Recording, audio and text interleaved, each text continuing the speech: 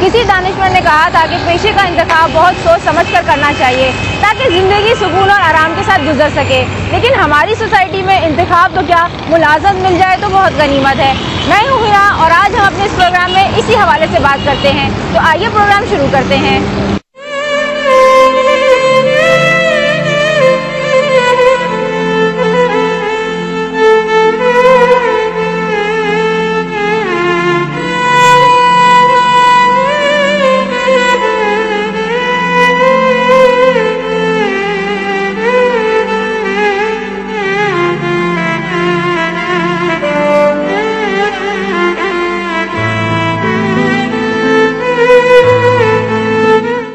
किसी भी मुल्क के लिए ये खुशाइन अमल नहीं कि उस मुल्क के नौजवान बेरोजगारी की जिंदगी बसर कर रहे हैं। पाकिस्तान में बढ़ती हुई बेरोजगारी हुकूमत की नाकिस तर्ज हुक्मरानी है। पाकिस्तान में मौजूदा बेरोजगारी की शरह 15% तक जा पहुंची है। आखिर इसकी वजूहात क्या हैं? इसकी वजूहात पर नजर डाली जाए तो पाकिस्तान में सरमायाकारी तकरीबन खत्म हो चुकी है। फैक्ट्रियां, सनतें तबाह बर्बाद हो गयी, कारोबार न होने के बराबर है और इसके बावजूद मुल्क की आबादी है जो रुकने का नाम ही नहीं ले रही। तो ऐसे मौके पर कोई भी मुल्क तरक्की की जानिब तो गामजन नहीं हो सकता। हाँ, अलबत्ता उस मुल्क में बेरोजगारी जैसे मसाइल जरूर जन्म लेते हैं, जिसकी वजह से न जाने कितने ही लोग खुदकुशी कर बैठते हैं और कितने ही लोग गुर्बत की चक्की तले पिस रहे हैं। एक अंदाजे के मुताबिक पाकिस्तान में गुर्बत की शरह तकरीबन 53% तक जा पहुंची है, जो कि एक इंतहाई अफसोसनाक अमल है। कई NGOs, फलाही इदारे बेरोजगारी के खात्मे के लिए सर तोड़ इकदाम कर रहे हैं। इसके बावजूद इसकी शरह में कुछ ज्यादा कमी वाकई नहीं हो सकी, जबकि बेरोजगारी का खात्मा करना तो हुकूमत की अव्वलीन जिम्मेदारी है। मगर अफसोस के ये काम भी फलाही इदारों को अंजाम देना पड़ रहा है।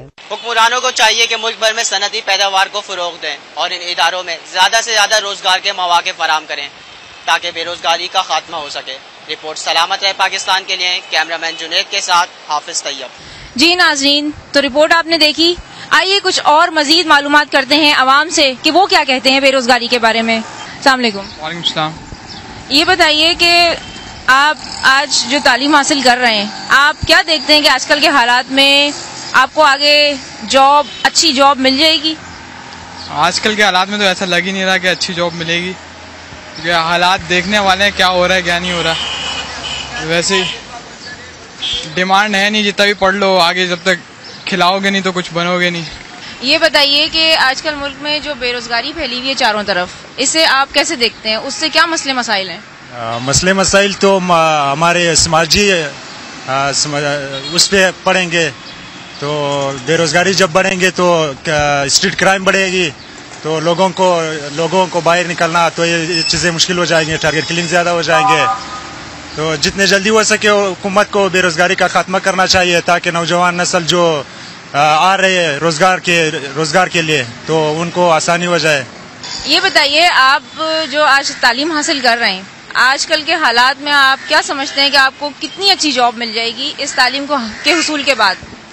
मुझे नहीं लगता है कि इतनी अच्छी यहाँ पे जॉब मिल जाए, क्योंकि गवर्नमेंट कॉलेज की आप हालत देख लें कि यहाँ की जो हालत है और यहाँ की इंतज़ामिया क्या काम कर रही है, ये सबको दिख रहा है। लेकिन कोई गवर्नमेंट मुझे नहीं लगता कोई कुछ कर रही है। और आखिर में आप देख सकते हैं कि बंदा पूरी मेहनत से पढ़ लेता है, सब कुछ कर लेता है, लेकिन फिर वही जॉब जब किसी को मिलनी होती है तो वो पैसे से जॉब ले लेता है या और किसी चीज़ से जॉब कर लेता है, और जो बेचारा तालीम हासिल करे, मेहनत करे, वो बेचारा एंड में बैठा होता है। बेरोजगारी ख़त्म करने के लिए ऐसे तरबियती इदारे कायम किए जाएं जहां जो है उनको वो हुनर सिखाया जाए और उनको उस यानी इदारों में काम करने के लिए तरजीह दी जाए, तो बेरोजगारी पर भी काबू पा सकते हैं।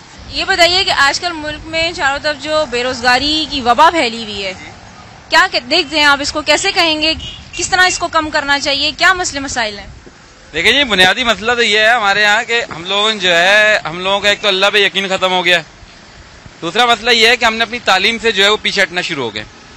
हमारे यहाँ बच्चा पढ़ना नहीं चाहता और जो उस्ताद इकराम है वो पढ़ाना भी नहीं चाहते। ये सबसे बड़ी वजह है बेरोजगारी के पीछे।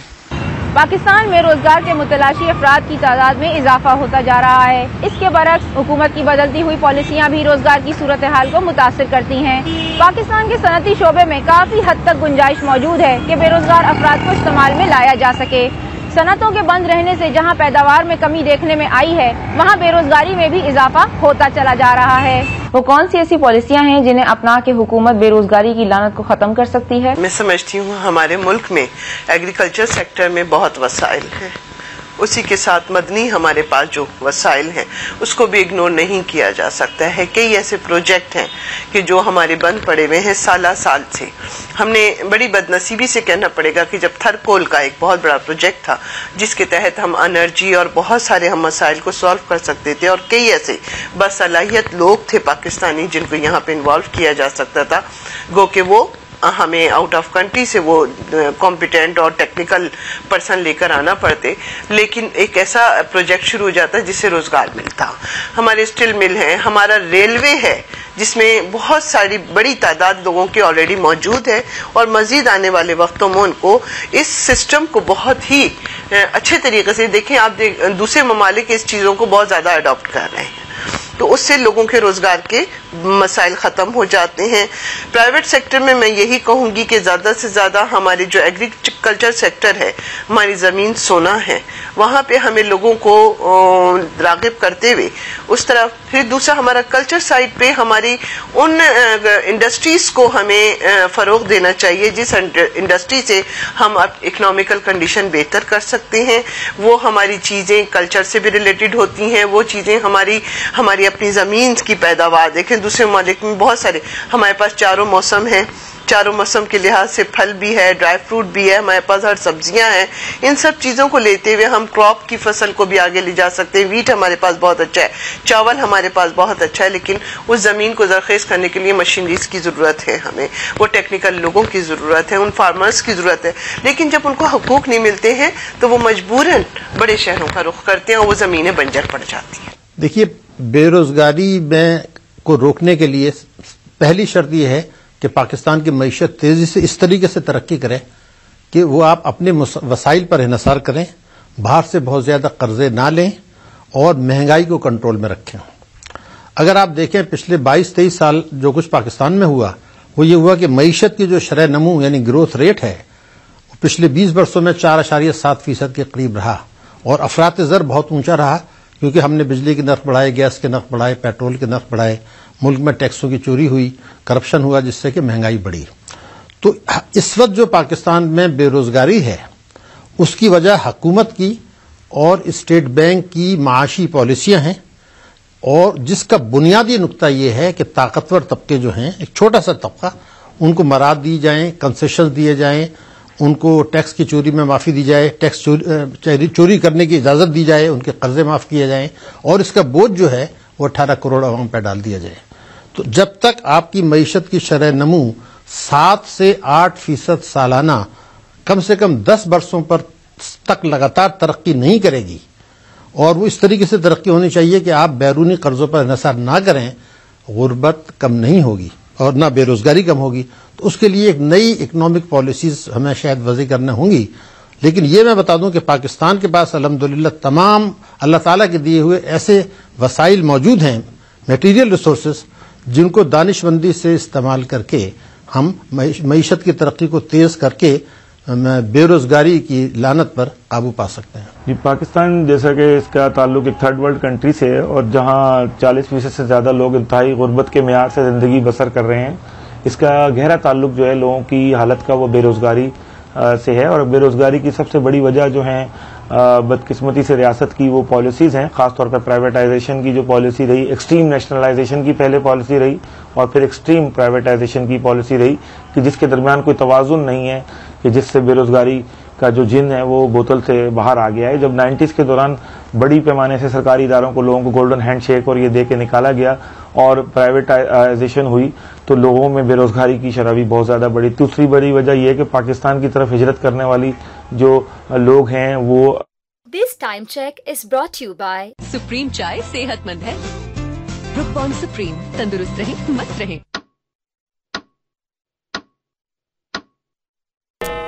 جو ہے وہ آ کے 3,000 روپے 2,000 روپے بھی کام کرے گا، جس سے ویجز کے ریٹ جو ہیں نیچے گر جاتے ہیں اور پھر جو مقامی لوگ ہیں وہ بے روزگار ہوتے ہیں۔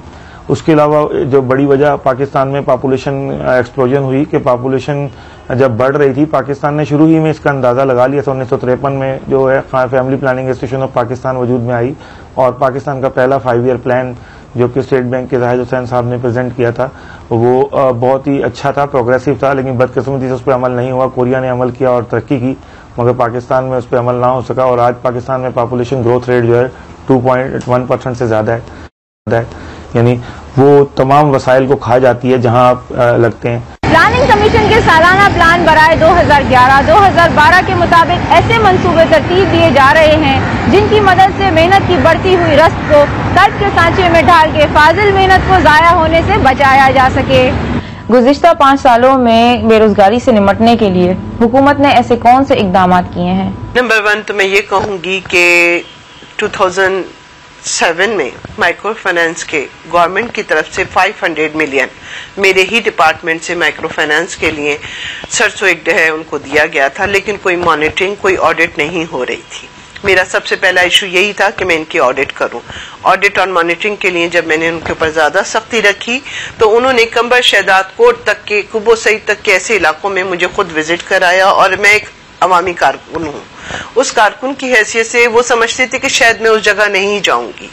میں تھر عمر کوٹ سب ان کے ساتھ گئی ہوں، اور میں نے پوری ان کی آڈٹ کی۔ اس کے بعد اس کو مزید انکریز کرنے کے لیے اس لیے روک دیا کہ کچھ مجھے اس میں بہت زیادہ ایسے مسائل نظر آئے جس کے بعد اس کی ایک پوری پلاننگ کے ساتھ ہم دوبارہ لے کر آ رہے ہیں۔ نمبر 2 آپ نے کہا انکم سپورٹ کے تحت ہم ان کو بے گھر بنا رہے ہیں، ہم ان کو فقیر بنا رہے ہیں۔ تو شروع میں ہر انسان کے کانسیپٹ یہی بن رہا تھا کہ ہم 1,000 دے کے، لیکن آپ یقین کریں ہمارے پاس تقریباً 6 سے 7 لاکھ وہ خواتین موجود ہیں جو کہ عام گھروں میں بیٹھ کے فیکٹریز کا اور اکنامیکل ہماری جو کنڈیشن کو بہتر بنانے کے لیے ان کی وہ 1,000 ان کے لیے بہت بڑا ایک خزانے کی حیثیت رکھتا ہے۔ لیکن جو اس میں کلوز لگے ہوئے ہیں کہ ہمارے پاس CNIC ہونا چاہیے، اپنا ریزیڈینشل ہمارا سرٹیفکیٹ ہونا چاہیے، وہ سب چیزیں ایسی ہیں جو فقیر نہیں پیدا کر رہی، ایک بااعتماد پاکستانی کو وہ 1,000 روپے دے کے اس کی صلاحیتوں کو مان رہی ہیں، اور پھر ہمیں اپنی غربت کا ریشو بھی پتہ چل رہا ہے۔ میں سمجھتی ہوں کہ اگر ہماری جمہوریت کے یہی خوش اسلوبی سے دور چلتے رہے تو اس 5 سال کمپلیٹ ہونے کے بعد ہماری کوشش ہوگی کہ president of Pakistan, prime minister of Pakistan کو ہم یہ تجاویز دیں، اور صوبوں کے بااختیار ہونے کے بعد جو پالیسی ہم ترتیب دیں تو وہاں پہ ایسے سینٹرز ہم قائم کریں جو گورنمنٹ کے بھی سرپرستی سے ان کو ہم فروغ دے سکیں۔ دیکھیں ایسڈ جو ہے بہت عام ہو گیا ہے، اس کی فروخت پہ ہمیں پابندی ہونا چاہیے۔ اس طریقے سے سوسائٹ جو کرتے ہیں ان کے بھی خاتمے کے لیے ہمیں کاؤنسلنگ سینٹر بھی ہونا چاہیے جو کہ اس نیت میں شامل ہو، اور لوگوں کو اس فرسٹریشن سے نکالا جا سکے جو کہ بے روزگاری سے، اور بے روزگاری کے وہ بھی ہمیں مواقع ان لوگوں کو کاؤنسلنگ کے تھرو، میڈیا کے تھرو اور اپنے سلیبس کے تھرو پیش کرنا چاہیے جو کہ اپنے ہی جو محدود وسائل سے وہ حاصل کر سکتے ہیں۔ میرے خیال سے میں سمجھتا ہوں کہ آج آپ نے جو یہ بات کی ہے بالکل صحیح ہے۔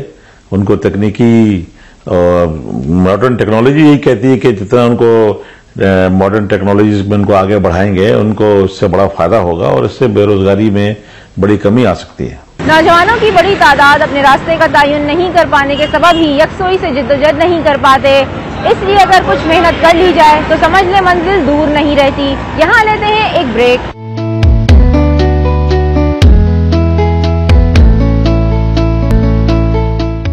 نیشنل انٹرنشپ پروگرام، صدارتی روزگار اسکیم، قرض برائے خود اختیار روزگار کی مدد سے حکومت نے عوام کی بے روزگاری سے جنگ میں بھی کافی حد تک مدد کی ہے۔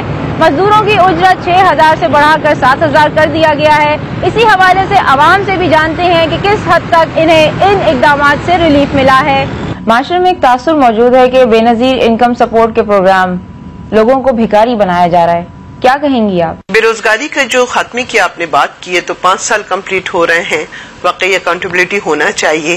ہمیں پہلے 100 ڈیز کا ٹاسک دیا گیا، ہم نے 100 ڈیز میں اپنی وہ جو صلاحیتیں ہیں ان کو پورے بھرپور طریقے سے پالیسی ہر ڈپارٹمنٹ نے اپنی اچیومنٹ سامنے لے کر آئے، اور میں سمجھتی ہوں پریزیڈنٹ آف پاکستان بہت مطمئن۔ ہم نے ریکنسیلیشن کی جو پالیسی لے کر آئے وہ یہ کہ ہم متفق کر سکیں کہ बहरानों से कैसे निकालना है। और जब एक प्लेटफॉर्म पे लेकर आए फिर भी हमें आवाजें आती रहीं, लेकिन अफसोस की बात है कि जहां लोगों की आवाजों को, लोगों के हमें उन तशना तानों को बर्दाश्त करना पड़ता है, वो सिर्फ अवामी हुकूमत में ही होता है। खुसूसन पाकिस्तान पीपल्स पार्टी का ये थर्ड दौर है बीबी के, उसके बाद में 88 में आए, 93 में आए और अब हम 2008 में आए हैं। तो हमें वही लफ्ज सुनना पड़े कि आप लोगों ने क्या किया, तो हमने खुद ही अपना टारगेट बना लिया कि हाँ हम आपको कुछ करके दिखाएंगे। लेकिन बदकिस्मती से हमें अवामी बुरान, हमामी और बहुत सारे मसाइल के साथ साथ 2010 में जो सैलाब आया उसको फेस करना पड़ा और लाखों की तादाद में उन लोगों को फैसिलिटीज देना पड़ी जो कि हमारे तस्वुर और सोच से भी बाहर था।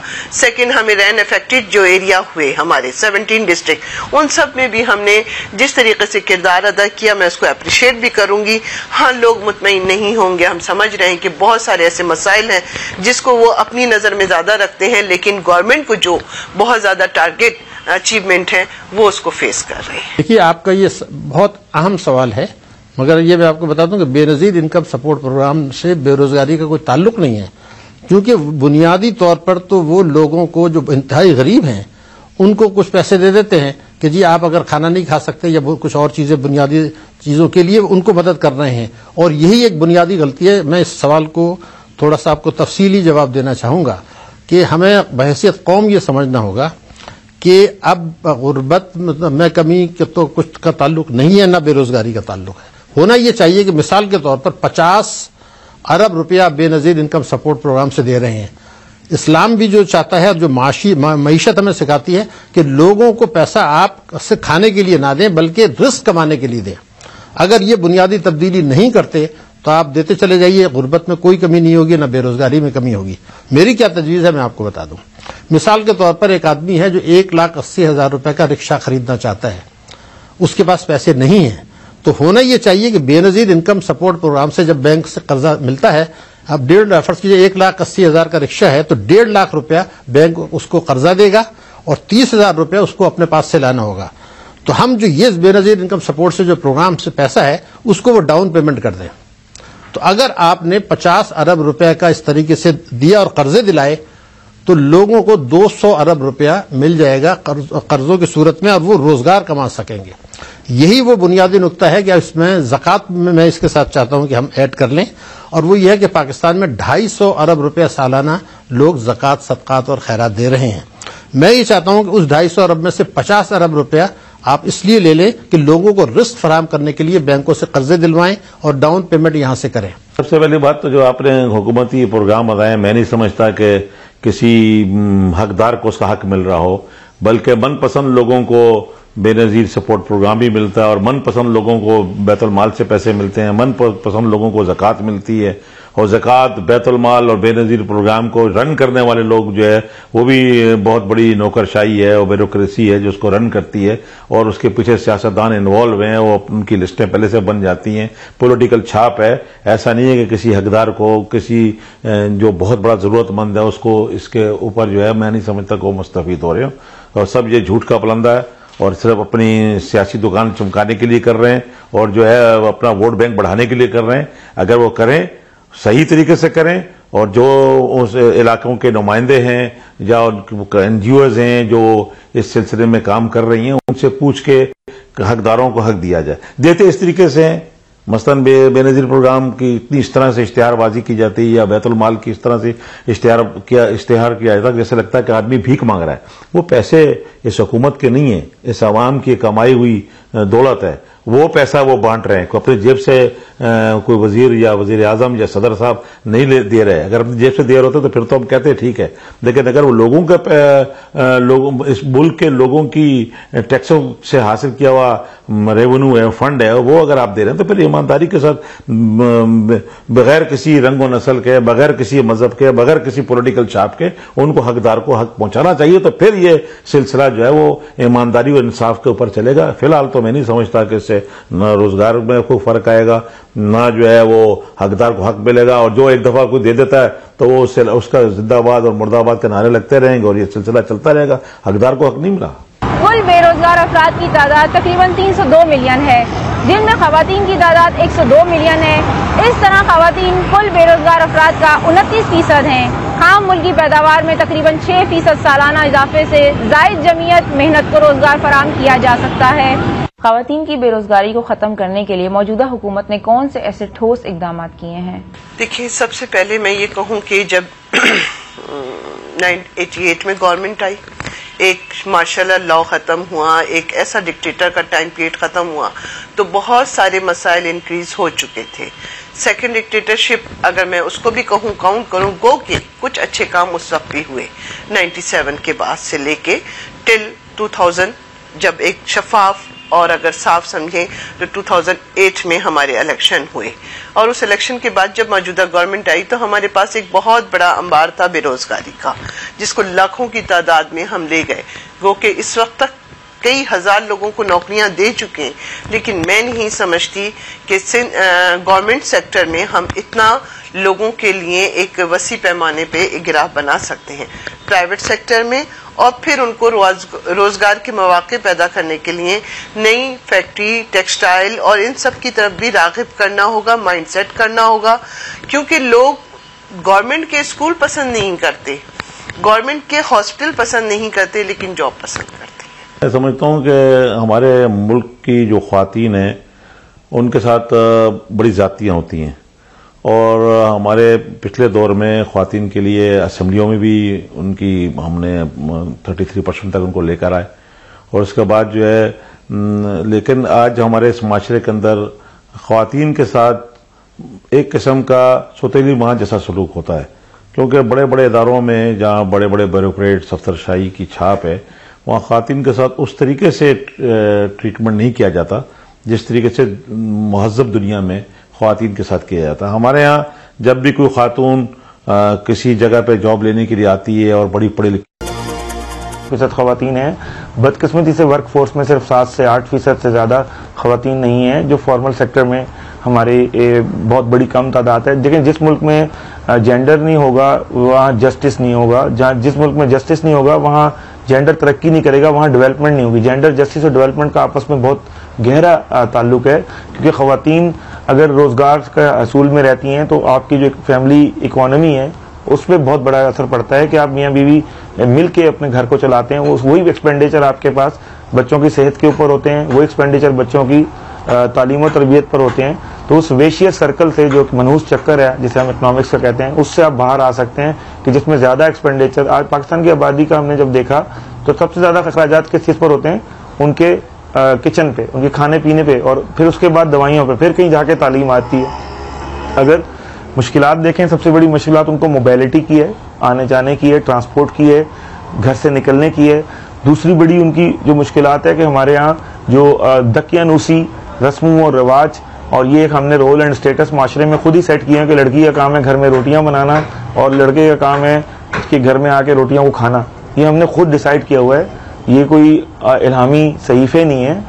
جب تک ہم خواتین کو برابری کی سطح پر نہیں آئیں گے، اور اس میں ایک اچھا ایفیکٹ جو کیا تھا جو کہ گزشتہ جو حکومت تھی، اس سابقہ حکومت نے خواتین کو انسینٹیو دیے تھے مختلف شعبوں میں، اور ہمیں فرسٹ وومن بینک ہے جیسے اس طرح کی چیزوں کو ہمیں زیادہ آگے لانا پڑے گا، اور ہمیں خواتین کی ٹرانسپورٹ کے لیے خاص طور پہ الگ بسیز وغیرہ ان کے لیے چلائیں، ان کو ہم مائکرو کریڈٹ کی طرف لائیں خواتین کو، اور جتنی زیادہ خواتین میں لٹریسی لے کے آئیں گے اس سے یہ ویریبل ہم چینج کر سکتے ہیں۔ اور ہمیں چاہیے کہ تمام اپنی نیشنل لیول کی کوئی پالیسی بنائیں جس میں خواتین کی جو ہے وہ جینڈر انٹینسو پالیسی ہو کہ جو ان کو انکریج کرے، جس میں آپ ان کی ہائی ویجز کر سکتے ہیں، سیلریز بڑھانے کا کر سکتے ہیں، جس میں آپ ان کے لیے جہاں جہاں خواتین کے کام کرتی ہیں وہاں بچوں کے ڈے کیئر سینٹر ہونے چاہیے۔ تو یہ تمام چیزیں، ٹرانسپورٹ اور یہ دو چیزیں، جب اب موبیلٹی ہوگی، جب خواتین موبیلٹی آئیں گی، گھر سے نکلیں گی، تو پھر معاشرہ بھی ترقی کرے گا، اور یہ جو بے روزگاری ہے یہ بھی اسی طرح ہی ختم کی جا سکتی ہے۔ ملازمت کے حصول کے لیے اپنے اساتذہ، مختلف شعبوں کے متعلقہ افراد اور دوست احباب سے بھی رہنمائی لیتے رہیں، یہ انتہائی مددگار ثابت ہوتا ہے۔ خیر، وقت ہوا ہے یہاں پروگرام میں ایک بریک کا۔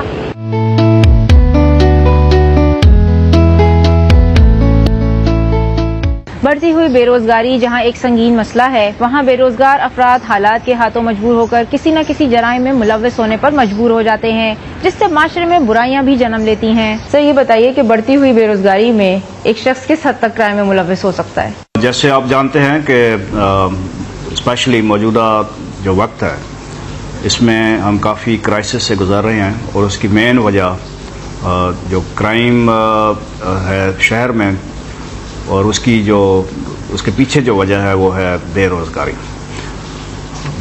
کافی کارخانہ جات اور فیکٹریز جو ہیں وہ بند ہوئی ہیں because of shortage of power, چاہے وہ گیس کی سپلائی کی کمی ہو یا الیکٹرکسٹی کی کمی ہو۔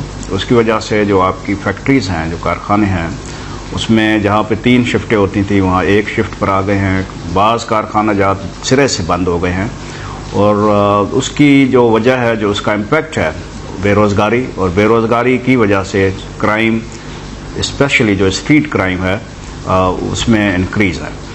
تو یہ قدرتی بات ہے کہ اگر ہمارے ملک میں بے روزگاری کی شرح کم کی جائے یا ختم کی جائے، ٹوٹلی بے روزگاری ختم کی جائے اور لوگوں کو جابس ملیں، تو کافی حد تک جرائم میں کمی واقع ہو جائے گی۔ سر یہ بتائیے کہ اس بڑھتی ہوئی بے روزگاری پر کس طرح قابو پایا جا سکتا ہے؟ کیا ایسے ٹھوس اقدامات کیے جائیں کہ اس پہ کافی حد تک قابو پایا جا سکے؟ قدرتی بات ہے، چاہے وہ گورنمنٹ ہو، پبلک سیکٹر ہو یا پرائیویٹ سیکٹر ہو، اس میں جابس کی اپارچونٹی پرووائڈ کی جائیں، جابس کریٹ کیے جائیں، تو اس میں جو لوگ ہیں جب جابس پر جائیں گے، بے روزگاری ختم ہوگی تو کرائم میں خاطر خواہ کمی آئے گی۔ گلوبلائزیشن سے امیر ممالک کو تو فائدہ پہنچا، مگر بدقسمتی سے پاکستان جیسے غریب ممالک میں بے روزگاری کا اضافہ ہوتا ہی چلا گیا۔ کیا آپ یہ نہیں سمجھتی کہ گلوبلائزیشن کے منفی اثرات کی وجہ سے بے روزگاری میں اضافہ ہوا ہے؟ کیا کہیں گی؟ گلوبلائزیشن کا جو میں سمجھتی ہوں کانسیپٹ یا تصور دیکھیں کہ جس وقت میں بھٹو صاحب وزیر خارجہ تھے، اور اس وقت میں ان کے ذہن میں، اور ایک وہ ماسٹر مائنڈ تھے، یا میں کیا ان کو کہوں، وہ صلاحیتوں سے بھرپور خود تو تھے، لیکن جو صلاحیت یافتہ لوگ تھے ان کی بھی پہچان ان کو تھی۔ انہوں نے اس وقت اڈاپٹ کیا اور لوگوں کے اندر اس کانسیپٹ کو پیدا کرتے ہوئے پنجاب اور دوسرے صوبوں میں اس چیز کی اڈاپشن کروائی، اور اس میں خاص طور پہ میں پنجاب کے آج تک وہ اس چیز سے مستفید ہو رہے ہیں، لیکن وقت کے حالات کے ساتھ ساتھ اس چیز کو نیگیٹو اس میں لے جایا گیا، جس کے غلط تاثرات زیادہ ہے، لیکن پازیٹیو وے میں لے کے جایا جائے تو ہم ان کی دور میں جب اگر شامل ہوتے ہیں، اور اگر ہم ان گلوبل سچویشن کو دیکھیں، تو ہمارے ملک میں بہت ساری ایسی چیزیں ہیں جس کو ہم انٹروڈیوس کروائیں۔ ہم گو کہ کسی سے پیچھے نہیں ہیں۔ آپ نے دیکھا صلاحیتیں اور باصلاحیت مرد، عورت، بچے، تینوں سیکٹر میں کہوں گی کہ آپ کے پاس ایک بہت بڑا خزانہ ہے جس کو ہم یوٹیلائز کریں تو شاید ہمارے ملک کی وہ کنڈیشن جو کہ اس وقت ہے اس بحران سے نکل سکتی ہے۔ گلوبلائزیشن کے اس سٹیج پر دنیا بھر میں اس کے نیگیٹو امپیکٹس آئے ہیں، خاص طور سے کیونکہ یہ لبرلائزیشن، ڈی ریگولیشن اور پرائیویٹائزیشن کا نعرہ جو اس کے بعد لگایا گیا تھا، اس کا بنیادی مقصد یہ تھا کہ تیسری دنیا کے جو وسائل ہیں وہ تیزی سے استعماری طاقتوں اور مغربی طاقتوں کی طرف منتقل ہوں۔ تو بھارت اور برازیل اور کچھ دوسرے ملکوں نے اپنے مفادات کا تحفظ کیا اور اس کے لیے وہاں جا کے ایسے ریگولیشنز بنوائے۔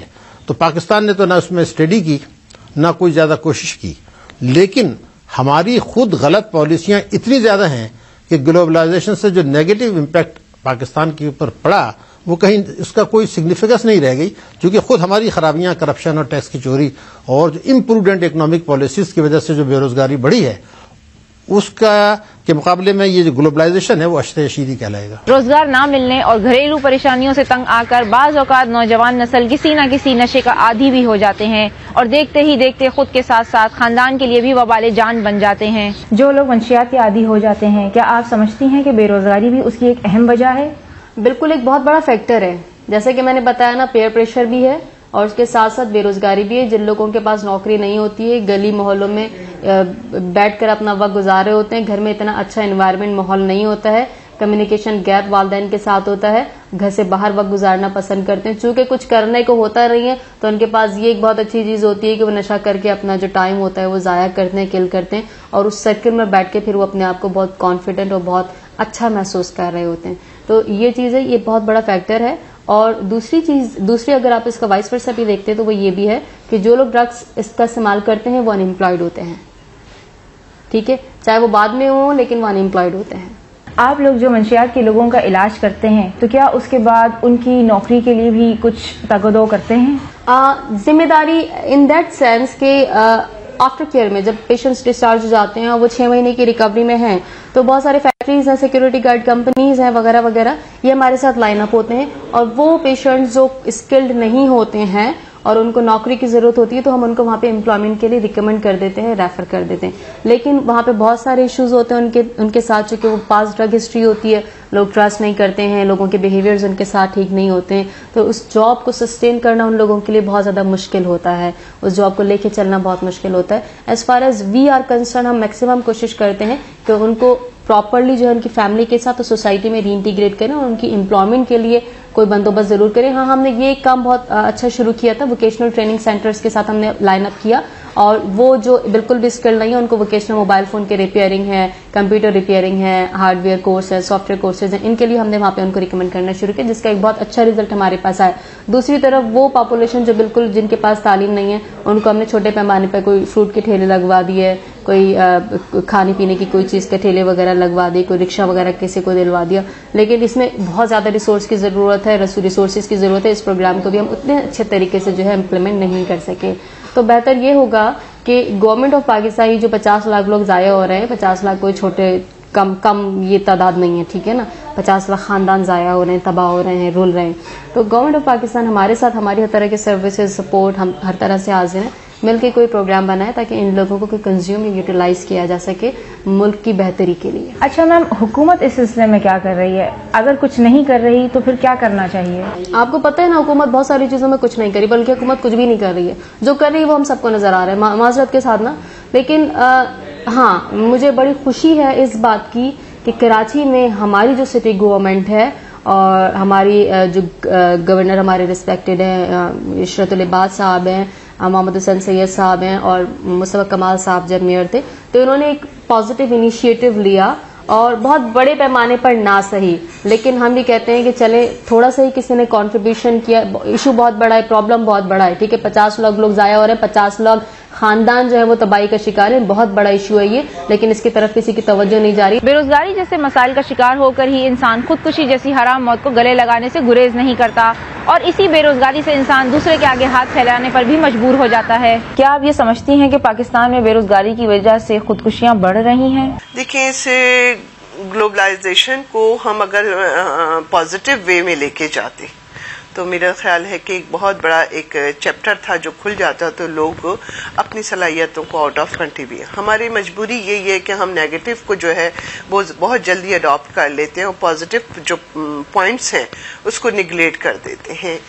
اس گلوبلائزیشن سے ہماری ینگ جنریشن نے جہاں فائدہ بھی اٹھایا ہے, وہاں ہمارے ٹیکنیکل لوگوں کو اختلاف بھی ہے, کیونکہ ہم ہر بات میں ان لوگوں سے زیادہ خود کو سمجھتے ہیں, اور یہ بات صرف کہنے میں نہیں حقیقتاً بھی ہے. کسی چیز کی کمی نہیں ہے, بہت ذہین لوگ ہیں ہمارے پاس. ہم آؤٹ آف کنٹری میں سمجھتی ہوں کہ اتنے باصلاحیت اور باہمت لوگ نہیں ہیں جتنے ہمارے یہاں کے, وہ کم پڑھے لکھے لیکن ٹیکنیکل لوگ ہمارے پاس زیادہ ہیں. لیکن یہ ہے کہ ہم دنیا کس تیزی سے آگے جا رہی ہے, اس کی دوڑ میں ہم نے شامل ہونے کے لیے اپنے محدود وسائل سے فائدہ اٹھانا چھوڑ دیا ہے اور لامحدود چیزوں کو اڈاپٹ کرنا شروع کر دیا ہے. اس کے لیے پھر کرائم بھی بڑھتے ہیں, اس کے لیے فرسٹریشن بڑھ جاتی ہے, اور وہ چیز ہمارے لیے ایک نیگیٹو روپ میں آ جاتی ہے. بے روزگاری کا دور کٹھن سہی, لیکن خود پر بھروسہ کریں. حالات کی دشواری کا گلہ کرنے کے بجائے ان حالات سے مقابلہ کرنے کی ہمت کریں. خیر, ملتے ہیں ایک بریک کے بعد.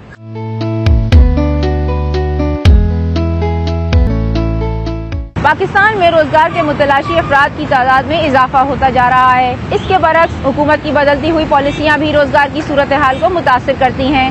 پاکستان کے صنعتی شعبے میں کافی حد تک گنجائش موجود ہے کہ بے روزگار افراد کو استعمال میں لایا جا سکے.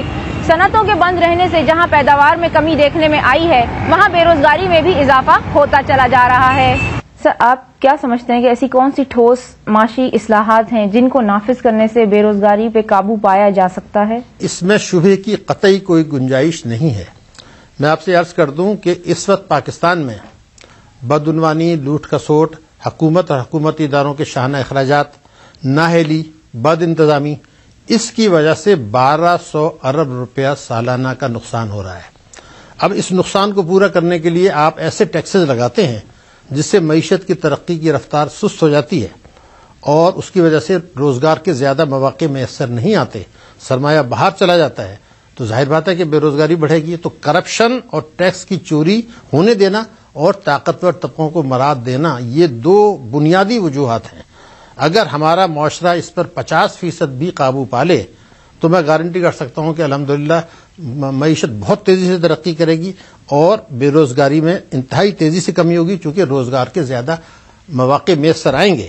لیکن یہ میں بتا دوں کہ حکومت نہیں کرے گی، پارلیمنٹ نہیں کرے گی، سیاستدان نہیں کریں گے، میڈیا اور پاکستان کے 18 کروڑ عوام کو اب یہ ذمہ داری قبول کرنی پڑے گی کہ ٹیکس کی چوری، ٹیکسوں کا منصفانہ نظام اور کرپشن اور اس کے لیے احتساب جو اللہ تعالیٰ نے جنت اور دوزخ کا تصور دیا ہے، اس کے لیے عوام کو اب کھڑا ہونا ہوگا۔ اگر عوام نہیں کرتے تو مجھے خدشہ ہے کہ پھر یہ کرپشن جو ہے یہ بڑھتا ہی چلا جائے گا۔ جتنی بھی حکومت کی پالیسیز ہیں میں سمجھتا ہوں کہ سب کے سب ان جیسے کوئی بھی ادارہ ہے اس میں حکومت اپنے من پسند کے پولیٹیکل چھاپ کے لوگوں کو لے لیتی ہے۔ جو بھی جتنے بھی پارٹیز حکومت میں شامل ہیں وہ انہوں نے اپنی پالیسیز مرتب کی ہوتی ہیں۔ اخبار کے اندر تو میں سمجھتا ہوں کہ ایسی دکھانے کے لیے دے دیا جاتا ہے، لیکن نوجوانوں اور حقداروں کو وہ روزگار نہیں مل پاتا جس کے وہ حقدار ہیں۔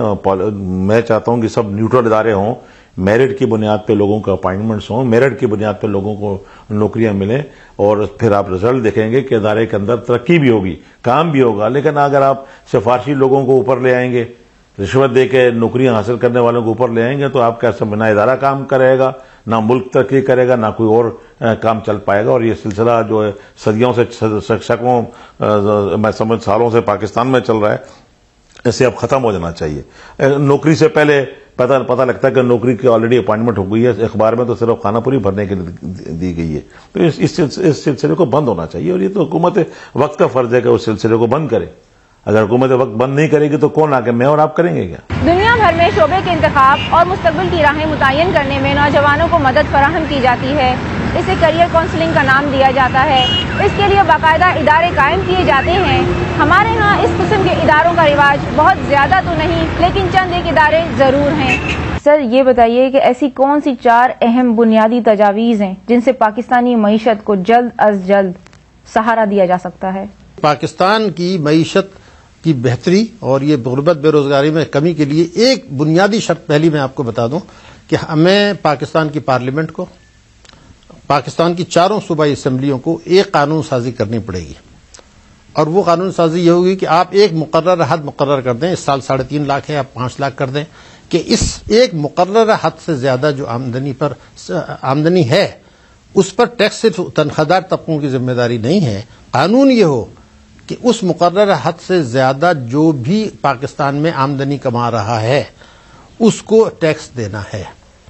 اور اگر آپ، میں اس کے ساتھ آپ کو یہ بھی بتا دوں، یہ ریسرچ پر بیسڈ ہے کہ اگر آپ یہ قانون بنا دیتے ہیں تو آپ جنرل سیلز ٹیکس جس کا بوجھ 18 کروڑ عوام پر پڑتا ہے، اور پیٹرولیم لیوی جو ہے جس سے مہنگائی بڑھتی ہے اور پیٹرول کے نرخ بڑھتے ہیں، وہ سرچارج 16% کو آپ کر دیں، جی ایس ٹی کو 5% پر، اور سرچارج ختم کر دیں اور یہ قانون سازی کر کے اس پر عمل کر دیں، تو آج جو آپ ہم ایف بی آر اور دوسرے ٹیکس لے رہے ہیں اس سے 1900 ارب روپیہ زیادہ ملے گا، عوام کو ریلیف ملے گا۔ تو یہ تو بنیادی شرط ہے، اگر یہ آپ کر لیں عوام کے دباؤ پر پارلیمنٹ نہیں کرے گی۔ دوسری چیز یہ ہے کہ کرپشن پر قابو پانا۔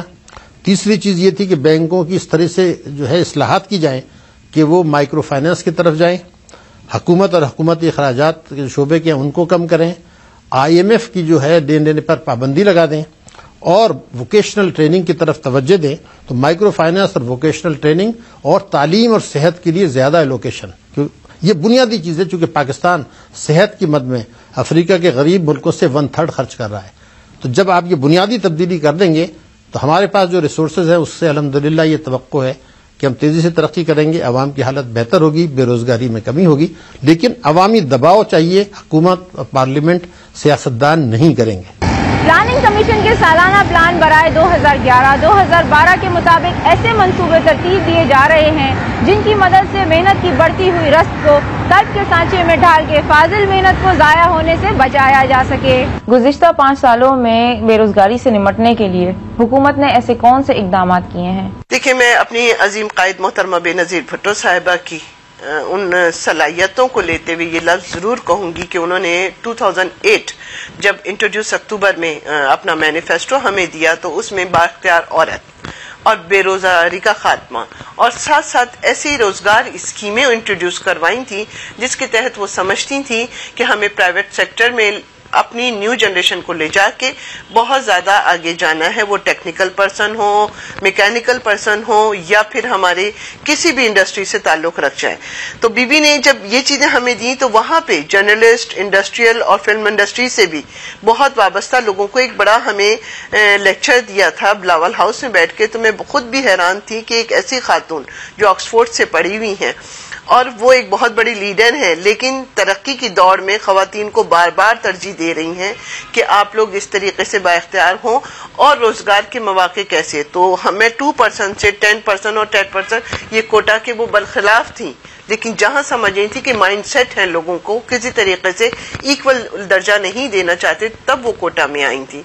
तो हमने आते ही जब मैंने सीट संभाली है और जब स्क्रूटनी की है सब डिपार्टमेंट की तो 2% भी खवातीन नहीं थी और मेरिट की बेस में तो वो तो ग्रेड में तो बिल्कुल आगे थी नहीं। तो हमने कोशिश यही की कि सब डिपार्टमेंट को खत लिखा कि खवातीन को इक्वल अपॉर्चुनिटी दी जाए, मेरिट बेस पे उनको आगे आने दिया जाए। आज 4 सेक्रेटरीज भी हैं हमारी अपने इदारों में, बहुत बासलाहियत तौर पे अपनी खिदमात अंजाम दे रही हूँ। उसी के साथ साथ आप देखें कि पॉलिटिकल प्लेटफॉर्म पे भी वो अपनी सलाहियतों को मनवा रही हैं।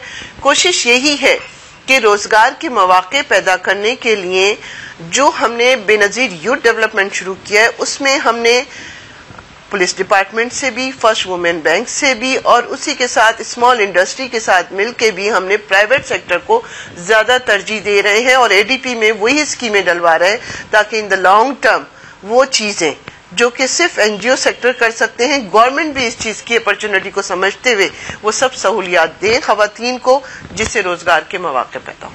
बेरोजगारी एक ऐसा मसला है जिससे जिंदगी में हम सब कभी न कभी पाला पड़ता है। पाकिस्तान की आबादी का बड़ा हिस्सा नौजवानों पर मुश्तमिल है, लेकिन तालीम और तकनीकी तरबियत की कमी की बाइस नौजवानों की बड़ी तादाद रोजगार के हुसूल में मुश्किलात का सामना कर रही है। क्या आपकी नजर में बेरोजगारी मुल्क का एक सबसे बड़ा समाजी मसला है? जी हाँ, एक समाजी मसला है और उस समाजी मसले को मैं समझती हूँ कि अवाम की मकबूलियत रखते हुए वो लीडरान जो कि ग्रास रूट पे उनकी मैंडेट लेकर आते हैं, अपने मैनिफेस्टो में शामिल करते हैं और फिर इसको खात्मे के लिए कोशिशें करते हैं, वो अचीवमेंट लेकर आते हैं ताकि वो बेरोजगारी को प्राइवेट सेक्टर के थ्रू और गवर्नमेंट सेक्टर के थ्रू खत्म कर सके। आम आवाम के लिए आप क्या मैसेज देना चाहेंगी? मैं वक्त चैनल और वक्त टीवी के तहत इस वक्त की जो आवाज है उसको जरूर अपने सामाईन तक पहुंचाऊंगी कि वक्त का तकाजा है कि हमने बहुत बड़े सदमात बर्दाश्त कर लिए हैं। अपने मुल्क के ऊपर भी वो उठती हुई उंगलियां हमसे बर्दाश्त अब नहीं होती हैं, लिहाजा कोशिश यही है कि हम सबको एक टेबल पे बैठ के यकजा सोच रखनी पड़ेगी। अपने मुहब्बिल वतन पाकिस्तानी होने का सबूत देते हुए हम अपने मसाइल को भी एक समझें, उन वसाइल को भी इस्तेमाल करने के लिए अपनी सोच को एक रखें और यकजा होकर अपने मुल्क की तरक्की और कामरानी के लिए दुआ गो होते हुए अपनी अपनी सलाहियतों को इस्तेमाल करें, चाहे वो पॉलिटिकल प्लेटफॉर्म हो, चाहे वो टेक्निकल हो या आपके तदरीसी अमल हो या आपकी वो जहनी और खुदादाद सलाहियतों हो, उसको बरोकार लेकर आए। मोहतरम आसिफ अली जरदारी साहब की भी कोशिश यही है, पाकिस्तान प्राइम मिनिस्टर की भी कोशिश यही है और सूबे बाइख्तियार हो जाएं।